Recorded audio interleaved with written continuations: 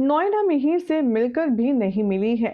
कहते हैं ना कि जबरदस्ती की मांगी हुई चीज या छीना हुआ हक कभी भी आपको वो अपनापन नहीं दिला सकता जो खुद से मिलता है। नोएडा अभी मिहिर के साथ रह तो रही है, लेकिन उसके दिल में मिहिर को अपना बनाने की और मिहिर का बनने की कसक अभी तक है। दूसरी तरफ देखेंगे आप कि कैसे वृंदा सुना रही है अंगद को खुशखबरी। आखिर क्या हो रहा है टीवी सीरियल क्योंकि सास भी कभी बहू थी के आने वाले एपिसोड में चलिए आपको बताते हैं। सबसे पहले चैनल को सब्सक्राइब करें, नोटिफिकेशन बेल दबाएं और इस वीडियो को लाइक शेयर करना बिल्कुल भी ना भूलें। शो के आने वाले ट्रैक में आप सब देखेंगे कि तुलसी कहाँ है। हर कोई इसी बात से परेशान है, हर कोई तुलसी को ही ढूंढ रहा है। फिर चाहे वो नोएना हो, बच्चे हो, वृंदा हो या अभय हो या फिर मिहिर हो। भले ही मिहिर किसी से कुछ कह नहीं रहा, लेकिन तुलसी के जाने का गम अंदर ही अंदर उसे खोखला किए जा रहा है। एक तरफ तो नोएना है जो अपने आप को झूठी तसल्ली दिए बैठी है। वो ये झूठा दिलासा अपने आप को दिए बैठी है कि मिहिर उससे प्यार करता है और तुलसी को डिवोर्स देकर वो उससे शादी करेगा। हालांकि मिहिर ने नोएना से कहा है कि तुलसी मिल ही नहीं रही है तो डिवोर्स कहां से होगा, और जब तक डिवोर्स नहीं होगा मैं तुमसे शादी नहीं कर सकता। लेकिन असल बात तो ये है कि मिहिर ही खुद तुलसी को डिवोर्स देना नहीं चाहता। शो के आने वाले ट्रैक में अब आप देखेंगे कि कहानी बहुत ज्यादा दिलचस्प मोड़ पर नजर आएगी, जहां पर मिहिर इनडायरेक्टली नोएना की बेइज्जती करेगा।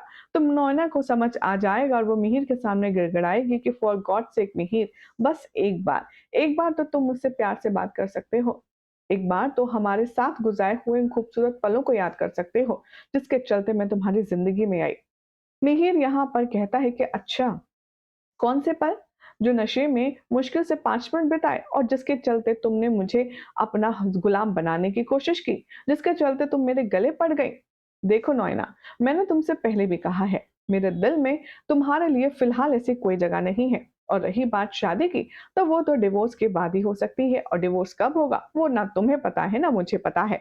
दूसरी तरफ आप देखेंगे कि अंगद बहुत ज़्यादा परेशान है अपनी माँ के जाने से। वो कह रहा है बार-बार भगवान से कि कैसे भी करके मुझे माँ से मिलवा दीजिए, और तभी वृंदा आएगी गुड न्यूज़ लेकर।